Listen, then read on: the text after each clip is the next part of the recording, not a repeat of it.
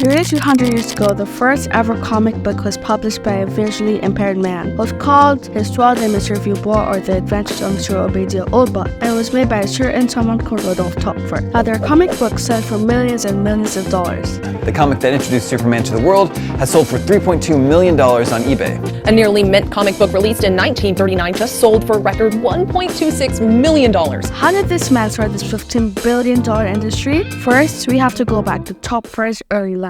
Rodolphe was born in Geneva, Switzerland to his father, Adam Topffer, a renowned painter himself. Rodolphe was known to be a satirical and humorous child, and he wanted to follow in his father's footsteps. But due to degenerative eye disease called strabismus, a condition in which both eyes don't look at the same place at the same time, his dream was dead. He went to College Calvin, located in Geneva, during his teenage years.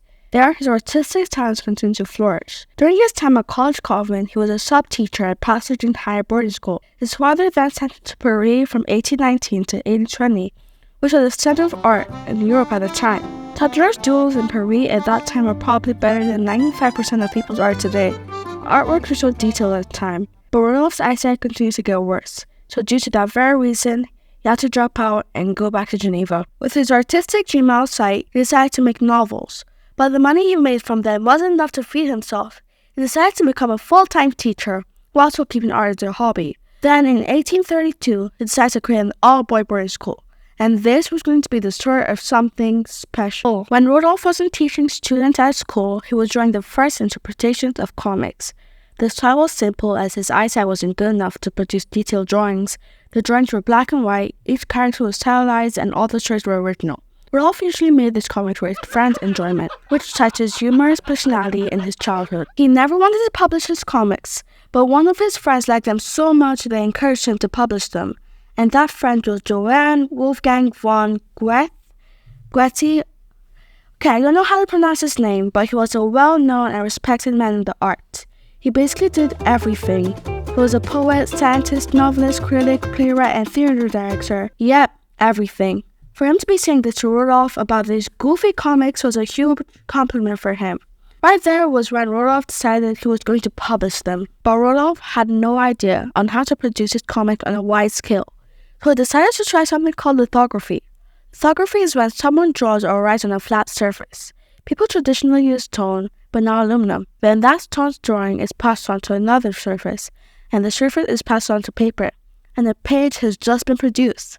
Rodolphe liked this way of production because it was cheap and it didn't get his text all reversed. With everything in place, Rodolphe created the first comic book, L'Histoire de M. Vieux-Bois, or The Adventures of Monsieur Obadiah Oldbuck, the American version, but we'll get to that later.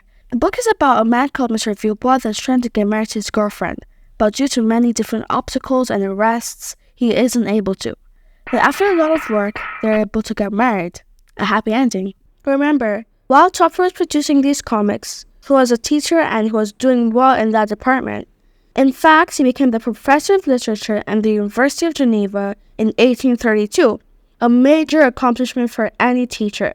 Also, this was the reason why he hadn't published his comics. Since everyone around the world was so used to detailed and innovative artworks, he was scared that his comics would affect his chances at being a professor at the University of Geneva.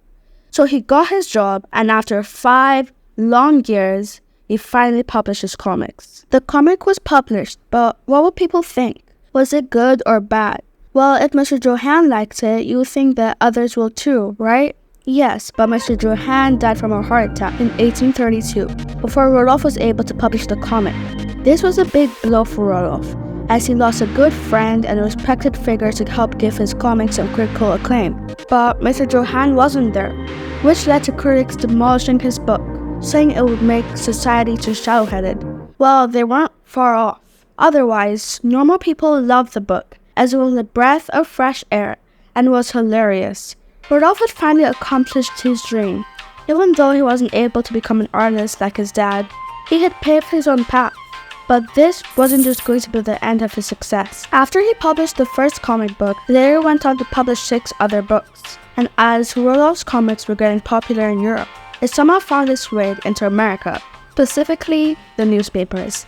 That was the beginning of newspaper comics, and let's just say it was a wild success. It gave people short bursts of laughter and inspired a lot of people to carry on what Rodolphe had started.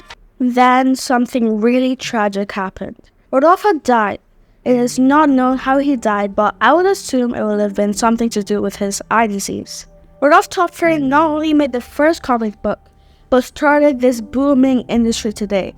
He inspired millions of artists to think that no matter what situation they're in, no disability can stop anyone from achieving their artistic goals, as shown with how he handled his eye disease. His artistic techniques are still practiced today with lots of success.